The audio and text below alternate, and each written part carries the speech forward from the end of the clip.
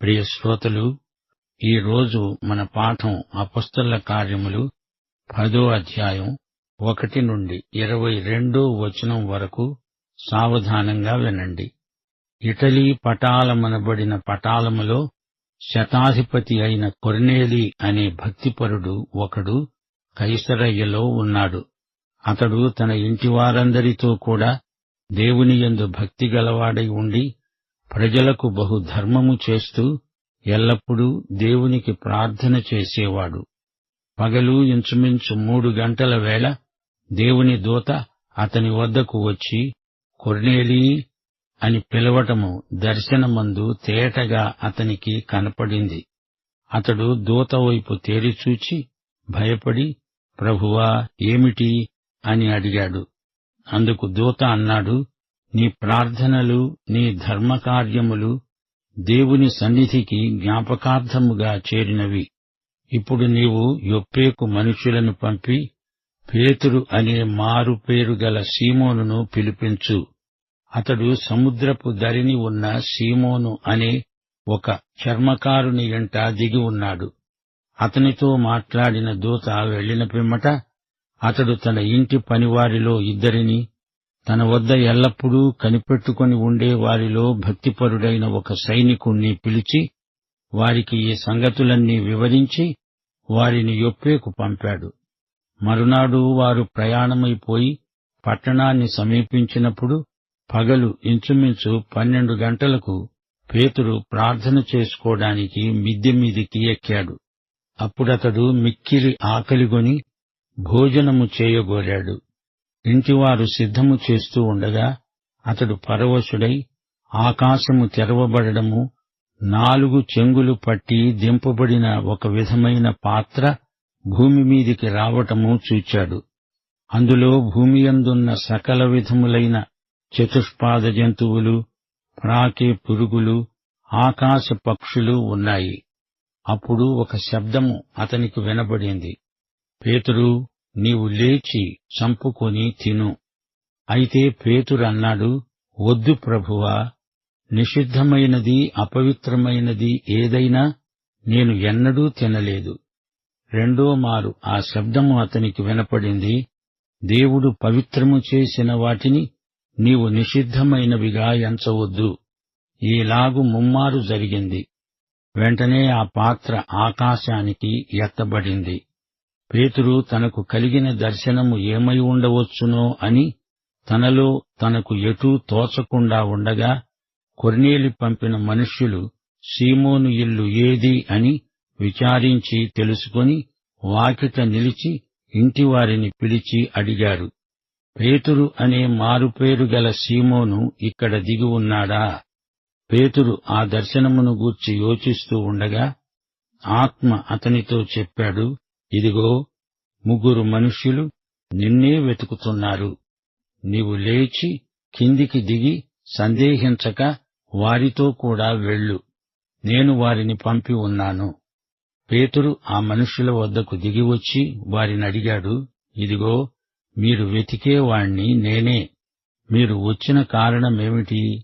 వారు చెప్పారు, నీతిమంతుడు, దేవునికి భయపడేవాడు, యూదజనులందరి వలన మంచి పేరు పొందినవాడు అయిన శతాధిపతి అయిన కొర్నేలి అనే మనుష్యుడున్నాడు.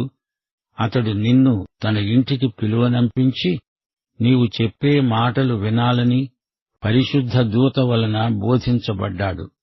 అప్పుడతడు వారిని లోపలికి పిలిచి ఆతిథ్యమిచ్చాడు. ప్రియ సోదరీ సోదరులారా, వింటున్నారా?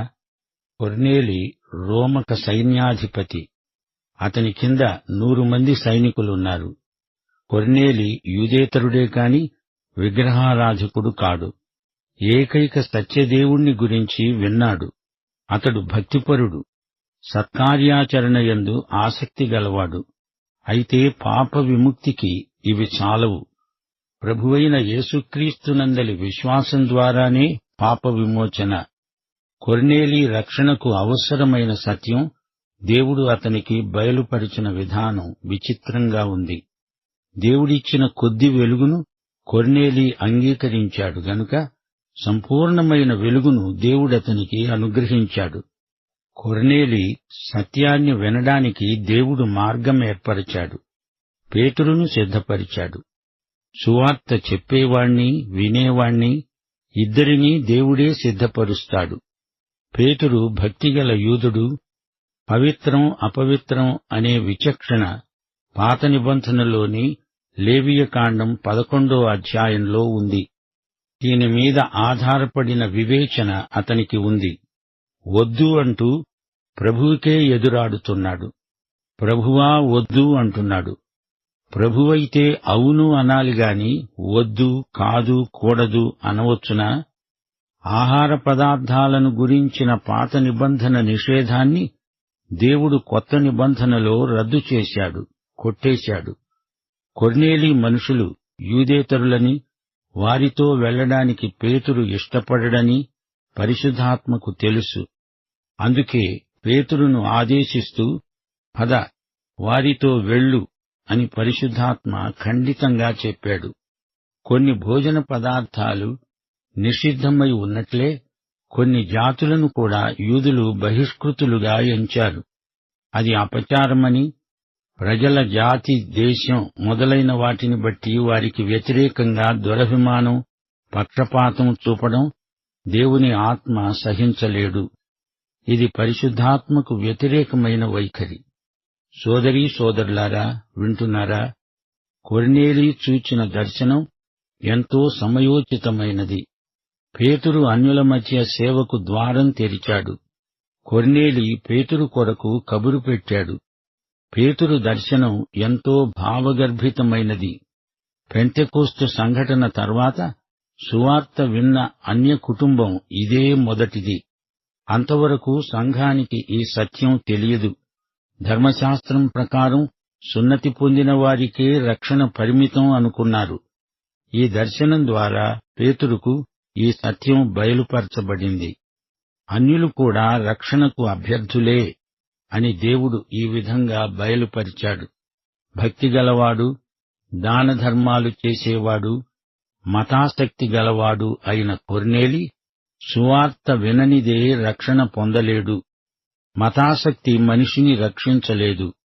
దేవుడు మతపక్షపాతి కాడు. దేవునికి భయపడేవారు దేవుని వద్దకు క్రీస్తు ద్వారా రావాలి. పరిసయ్యులు దానధర్మాలెన్నో చేసేవారు, గాని యేసు ప్రభువును సిలువ వేశారు. 1 కొరింథీ 13వ అధ్యాయం 3వ వచనం అంటోంది, బీదల పోషణ కోసం నా ఆస్తి అంతా ఇచ్చినా క్రీస్తు ప్రేమ లేనివానికి ఎట్టి ప్రయోజనమూ ఉండబోదు. నరకంలో పడ్డ ధనికుడు కూడా ప్రార్థించాడు, గాని అదంతా నిష్ప్రయోజనం. రక్షణ లేని వారి దర్శనాలు వారి ఆత్మవంచనకు నిదర్శనాలు. ప్రజలలో మంచివాడని పేరుగలవాడైనా పాపి పాపే. క్రైస్తవులను హింసించే సౌలును యూదులు మంచి భక్తుడు అనలేదా? ఇక ఉపవాసాలందామా? పాపులు, దేవుణ్ణి ఎరగనివారు ఉపవాసాలుండి దేవుని దయను పొందగలము అనుకుంటున్నారు. ఇది కేవలం భ్రమ మాత్రమే. సోదరీ సోదరులారా, ఆలోచించండి. వేషధారులు ఉపవాసముంటారు. కొర్నేలికి ఎన్ని సుగుణములున్నా అతడు సువార్తను వినాలి, నమ్మాలి. అంతవరకు అతడు అన్యుడే, దేవునికి దూరస్థుడే. కైసరయ్య నుంచి యొప్పేకు కొర్నేలి కబురంపాడు. పేతురు రావాలి, అతనికి సువార్త చెప్పాలి.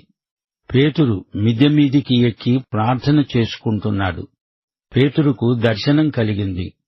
ఆ దర్శనం పేతురును పరవశుణ్ణి చేసింది.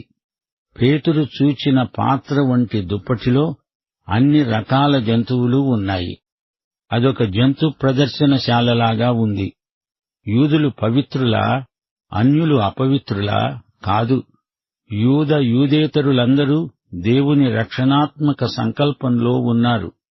యేసు అందరికీ రక్షకుడు, అందరికీ ప్రభువు. సంఘం పుట్టి 8 సంవత్సరాలైంది, గాని ఒక్క అన్యుడూ అందులోకి రాలేదు. పేతురు చంపుకొని తిను అనగా ఈ జంతువులన్నీ లోకములోని జాతులకు సంకేతం. వీరందరి కొరకు బలి అయిన యేసు ప్రభువును బట్టి అన్నీ పవిత్రం చేయబడినాయి. ధర్మశాస్త్రం కాదిది, కృప. కాలము సంపూర్ణమైంది. రక్షణ సువార్త అన్యుల దగ్గరికి వచ్చేసింది. పేతురు ఈ సత్యాన్ని, ఈ చేదు నిజాన్ని ఒప్పుకొని తీరాలి. క్రీస్తునందు జాతి మత కుల వివక్ష లేదు. అందరూ పాపులే. అందరి పాపాలకు పరిష్కారం యేసుక్రీస్తే. క్రీస్తునందు యూదులైనా అన్యులైనా ఒకే శరీరమవుతున్నారు. 3 సార్లు దుప్పటి పైకి పోయింది, కిందికి వచ్చింది. 3 సార్లు అంటే అది స్థిరపరచబడింది. ఆమేన్, ఆమేన్, ఆమేన్ అని దేవుడు 3 సార్లు అన్నాడు. 2 కొరింథీ 13:1. 2-3 సాక్షుల నోట ప్రతి మాట స్థిరపరచబడాలి. పైనుండి వచ్చిన దర్శనమిది. యూదులను తదితరులను రక్షించడం పరలోకమందలి దేవుని నిత్య సంకల్పం. దేవుడు ఇంతకు ముందే ఇలాంటి గొప్ప కార్యం చేశాడు. అటు అననీయాను ఇటు సౌలును ఒకేసారి సిద్ధపరచలేదా? సువార్తను సువార్తికుడు ప్రకటించాలి. పాపి వినాలి, రక్షించబడాలి. ఈ ప్రక్రియలో పరిశుద్ధాత్మ పాత్ర ఎంతైనా ఉంది. పేతురు వద్దు ప్రభువా అన్నప్పుడు తన ఇష్టాన్ని దేవుని చేత ఒప్పించాలని చూస్తున్నాడు. ఒకసారి ప్రభువు పేతురుతో అన్నాడు, నీవింతవరకు నీ నడుము కట్టుకొని నీకిష్టమైన చోటికి వెళ్ళావు. ఇక మీదట నీవు చేతులు చాపుతావు. వేరొకడు నీ నడుము కట్టి నీకిష్టము కాని చోటికి నిన్ను మోసుకపోతాడు. ఆ మరొకడు పరిశుద్ధాత్మే. యేసు తన తండ్రికి ఇష్టమైనదే చేశాడు. నా చిత్తము కాదు తండ్రి, నీ చిత్తమే సిద్ధించునుగాక అని ప్రార్థించాడు. శిలువ మరణ పర్యంతము తన తండ్రికి విధేయుడయ్యాడు. విశ్వాసి తన చిత్తమును కాదు, దేవుని చిత్తమునే గుర్తించి ఆయన చిత్తమందే ఆనందిస్తాడు. యేసు చూపిన విధేయత ఆయన తండ్రి చిత్తము నెరవేర్చటంలో, ఆయన పని ముగించటంలో మనకు తేటగా కనిపిస్తోంది. ఆయన సేవా జీవితమంతా శిలువ పథంలోనే గడిచింది. హెబ్రీ పత్రిక 5:8 ఆయన కుమారుడై ఉండి తాను పొందిన శ్రమల వలన విధేయతను నేర్చుకున్నాడు. ఆయన ఒక శిశువై పశుల తొట్టిలో పరున్నప్పుడు అది తండ్రి చిత్తమును నెరవేర్చటానికే. లూకాసు వార్త 9:58 ప్రభువు అన్నాడు, నక్కలకు బొరియలున్నాయి, ఆకాశ పక్షులకు గూళ్లు ఉన్నాయి, గాని నాకు తలవాల్చుకోవడానికి కూడా స్థలం లేదు. ఇది స్వచ్ఛందంగా తనకు తానై తన తండ్రి చిత్తమునకు అంకితమైపోవటాన్ని వ్యక్తపరిచే సాక్ష్యం. లూకాసు వార్త 8:3 అనేకులు తమకు కలిగిన ఆస్తిలో యేసుకు ఆయనతో కూడా ఉన్నవారికి ఎంతో పరిచర్య చేశారు. యేసు దేవుని కుమారుడై ఉండి, దేవునితో సమానుడై ఉండి, ఈ లోకంలో ఇతరులపై ఆధారపడడం గమనించాలి. ఆయనదే అంతా. అయినా ఒక మానవుడై మన మధ్య ఆయన జీవించాడు. యోహాను సువార్త 13:14 యేసు తానే మనకు మాదిరిగా ఏమన్నాడు? ప్రభువును బోధకుడను అయిన నేను మీ పాదములు కడిగిన ఎడల మీరు ఒకరి పాదములు ఒకరు కడుగవలసిందే. ప్రభువు దేవుడై ఉండి సేవకుడుగా మనకు పరిచారం చేశాడు. ఇదే మనస్సు మనము కలిగి ఉండాలి. సేవ చేసే మనస్సు మనకు కలిగించడానికే పరిశుద్ధాత్మ మనలో ఉన్నాడు. ప్రభూ, నీవేది చెప్పినా చేస్తాను అనడం మన అంకిత భావాన్ని సూచిస్తుంది. ఆయన ప్రభువు కాబట్టి ఆయన మనకేది చెప్పినా అది శిలాశాసనమే. రోమాపత్రిక 14:7-8 మనలో ఎవడూ తన కోసమే బ్రతకడు, ఎవడూ తన కోసమే చనిపోడు. మనము బ్రతికినా ప్రభువు కోసమే బ్రతుకుతున్నాము, చనిపోయినా ప్రభువు కోసమే చనిపోతున్నాము. కాబట్టి మనము బ్రతికినా చనిపోయినా ప్రభువు వారమై ఉన్నాము. తాను మృతులకు సజీవులకు ప్రభువై ఉండడానికే ఇందునిమిత్తమే కదా క్రీస్తు చనిపోయి మరల బ్రతికాడు. పేతురు కొర్నేలి ఇంటిలో చేసిన ప్రసంగంలో ఇదే సత్యాన్ని అనుభవంలోంచి బోధించాడు. దేవుడు పక్షపాతి కాడు. సోదరీ సోదరులారా, వింటున్నారా? పేతురు ప్రభువు మాట చొప్పున కైసరయ్యకు కొర్నేలి ఇంటికి వెడుతున్నాడు. అపొస్తలుల కార్యముల గ్రంథమని ఈ పుస్తకాన్ని మనం వ్యవహరిస్తాము గాని పరిశుద్ధాత్మ చర్యలు అనే శీర్షిక ఈ పుస్తకానికి తగింది.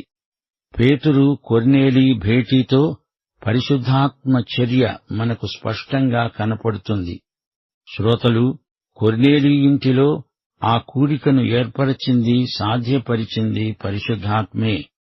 క్రీస్తు పునరుత్థానానంతరం జరిగిన సేవ అంతా పరిశుద్ధాత్మ జరిగించిందే. క్రీస్తు యేసు యొక్క సంఘ చరిత్ర ఆరంభంలో జరిగిన సేవా వివరాలు ఈ గ్రంథంలో ఉన్నాయి. క్రీస్తు పునరుత్థానం నుండి 30 సంవత్సరాల సంఘ జీవితము, సేవ మనకు ఈ రోజున ఎంతో మార్గదర్శకం. పరిశుద్ధాత్మ దిగి రావటంతో సంఘ చరిత్ర ఆరంభమైంది. పెంతెకోస్తు రోజున పేతురు ప్రసంగం, ఆ తరువాత కొర్నేలి ఇంటిలో పేతురు చేసిన రెండో ప్రసంగం, ఈ 2 ప్రసంగాలు ఎంతో కీలకమైనవి. కొర్నేలి సంఘానికి చేర్చబడిన మొదటి అన్యుడు. ఆదిమ సంఘంలో ఐక్యత మనకు ఆదర్శప్రాయం. అననీయ సప్పీరాలు, ఆ తరువాత గారడీ సీమోను అనే 2 వ్యక్తుల అపసవ్య ధోరణిని పేతురు ఎండగట్టాడు. సంఘ పవిత్రతను కాపాడుకుంటూ అపొస్తలులు ఘనమైన సేవ చేశారు. అపొస్తలుల అద్భుతాలు వారి వాక్య ప్రకటనను ఇంకా బలపరిచాయి. యూద అధికారులు అపొస్తలులను హింసించిన కొద్దీ సంఘం ఆధ్యాత్మికంగా ఇంకా ఎక్కువ బలపడింది. 7 సంఘ పెద్దలను సంఘం ఏర్పరుచుకుంది. ఆ 7 స్తెఫను, ఫిలిప్పు సంఘ విస్తరణకు నాందీ వాచకం పలికారు. స్తెఫను హతసాక్ష్యం నుండి అలాంటి అనేక సాక్ష్యాలు సంఘములో నుండి పుట్టుకొచ్చాయి. ఫిలిప్పు సమరయ్యలో గొప్ప ఉజ్జీవానికి సాధనమయ్యాడు. అన్యుల మధ్య సువార్త సేవకు ఫిలిప్పు సాధనంగా పరిశుద్ధాత్మ చేత వాడబడడం విశేషం. ఫిలిప్పు ఇథియోపియా దేశస్థునికి సువార్త ప్రకటించాడు. ఆ విధంగా సువార్త ఆఫ్రికాకు వెళ్లిపోయింది. దమస్కు మార్గంలో తార్సు సౌలు తాను ఒక సువార్త సేవకుడుగా అననీయ ద్వారా అభిషేకించబడడం విశేషం. సౌలు సువార్తను ప్రకటిస్తుంటే కొందరికి ఆశ్చర్యం కలిగింది. మరికొందరికి ఎన్నో అపోహలు కలిగాయి. ఐనయాను స్వస్థపరిచి చచ్చిన దోర్కాను బ్రతికించాడు పేతురు. ఈ పరిణామమంతా కొర్నేలి ఇంటిదాకా వచ్చింది. యేసును ఎరగని భక్తి దేవుని దృష్టిలో భక్తి కానే కాదు. సోదరీ సోదరులారా, లోకంలో దేవుణ్ణి, ఆయన కుమారుణ్ణి ఎరుగని భక్తులకు సువార్త ప్రకటించాలి అని కొర్నేలి ఉదంతం మనల్ని హెచ్చరిస్తోంది. వింటున్నారా? 1 తిమోతి 3:16 ఏమంటోందో విన్నారా? నిరాక్షేపముగా దైవభక్తిని గురించిన మర్మము గొప్పది. ఆయన సశరీరుడుగా ప్రత్యక్షుడయ్యాడు. ఆత్మ విషయములో నీతిపరుడని తీర్పు నొందాడు. దేవదూతలకు కనపడ్డాడు. రక్షకుడని జనములలో ప్రకటించబడ్డాడు. లోకమందు నమ్మబడ్డాడు. ఆరోహణుడై తేజోమయుడయ్యాడు. భక్తి అంటే యేసును ఎరిగి ఉండటమే. భక్తి అంటే లేఖనము ప్రకారం నిత్య జీవ ప్రాప్తి. ప్రియ సోదరుడా, సోదరి, నీవు ఈ యేసును నీ స్వకీయ రక్షకుడుగా, ప్రభువుగా ఎరుగుదువా? నీ తీర్మానానికి ఇదే అనుకూల సమయం, ఇదే రక్షణ దినం. పాఠం ఇంతటితో సమాప్తం. ప్రభువైన యేసుక్రీస్తు వారి కృప, తండ్రి అయిన దేవుని ప్రేమ, పరిశుద్ధాత్మ అన్యోన్య సహవాసము మనకందరికీ నిత్యత్వము పర్యంతము తోడై ఉండునుగాక. ఆమేన్.